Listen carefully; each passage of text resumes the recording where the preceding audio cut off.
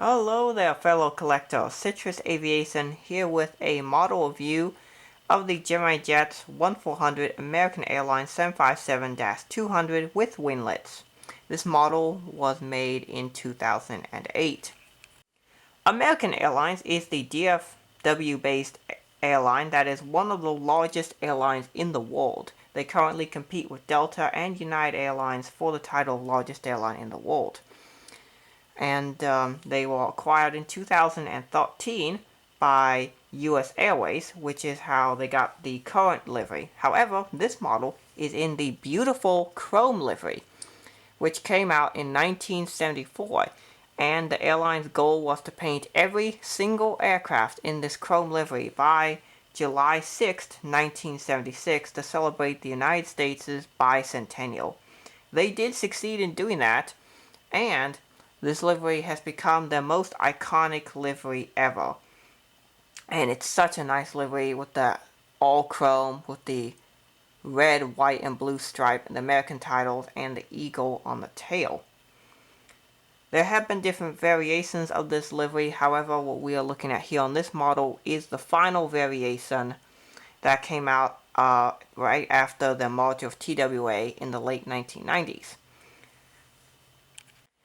This model is of N601AN, or November 601 Alpha November, which is a 757-223. So this model shipped in a box that is, well, to say the least, not in that great of shape. However, did get a good price on this model. The used model they got for around $30 on eBay. If you can find one of these for sale, there's a bunch of these that Gemini Jets has made in different liveries and different versions. So find whichever one you are looking for and then select it. There will be varying price ranges, particularly if you're looking for the Silver Chrome One World. That one's a very expensive model, but I'm very happy to get this one for a reasonable price. So we'll now take a look at this model, and then after that I will give this model a rating, and I will talk about how I plan to do that rating at the end of this video.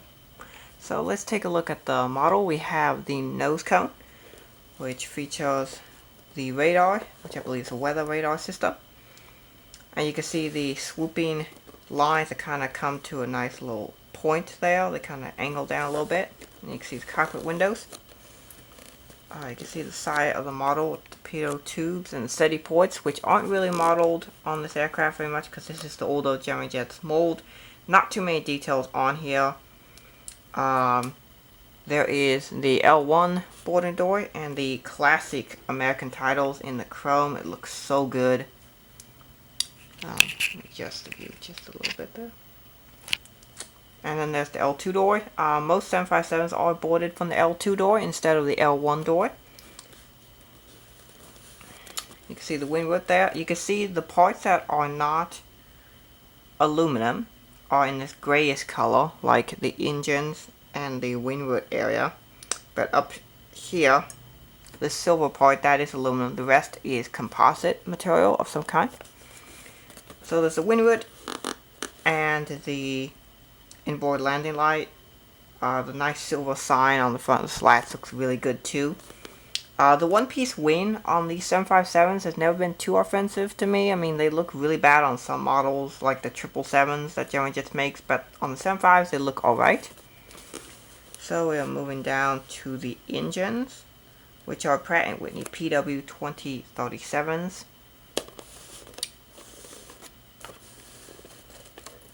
See the inside of the engines is acceptable level of detail.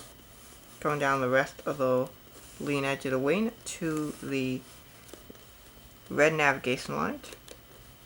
And you can see the tip of the winglet there. See if I can get that focused. There we go. It has the AA logo with the bird logo on it and a stripe as well. That is really, really nicely done there. Let me see if I can get the inside of it as well from this angle.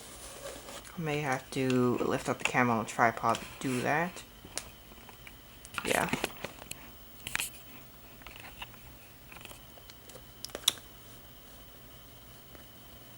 But you can see the inside of the winglet right there. Very nicely done, this model. And moving back to the main fuselage. You can see the over-the-wing emergency exits and the rest of the fuselage of the winglet and the landing gear. You can see the silver body and the registration, and you can see the tail section, which has the American Airlines titles, the eagle and the American flag up top. There is the APU housing in back here, which looks pretty good. I mean, the silver does look so nice on this model. That is one thing when I bought this from the seller, he did at least keep the chrome nice and clean. For the most part, I mean, there's a couple of fingerprints, but for the most part, it looks pretty good. There on the starboard side of the aircraft now, you can see the parcel registration there on the nose gear.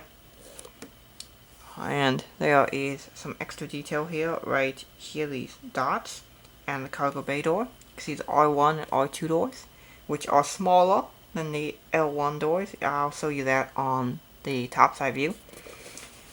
The windward and the light for landing, going down to the green navigation light, and the winglet, which is really nice detail on this model. We got the rear cargo door, and we have the tail section, which looks really good on this model. While I would normally view the top side and be touching the metal, I don't want to do that because this is a nice shine chrome. But on the top side view, you can see here the L1 door versus the R1 door. The R1 door is a bit smaller than the L1 door. You'll see that for the L2 and R2 door as well. You can see the American title and the nice shiny chrome. You can see the red beacon light. And the over-the-wing details are actually quite good on this model. It's the inboard portion of the winglet.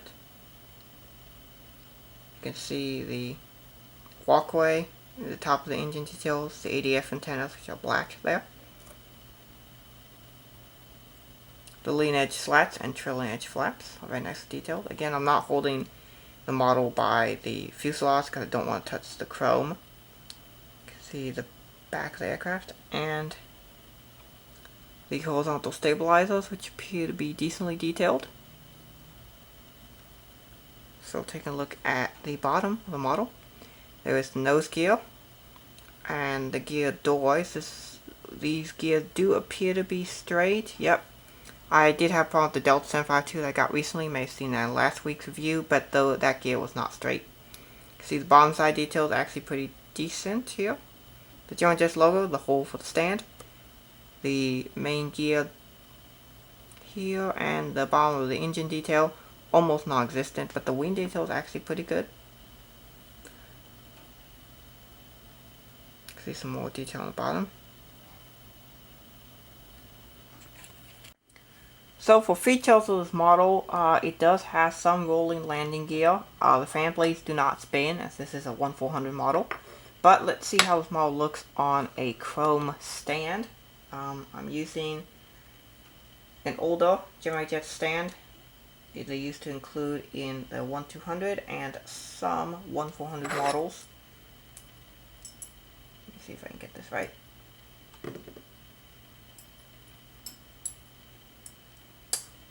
The model is quite nice. I like the chrome of it.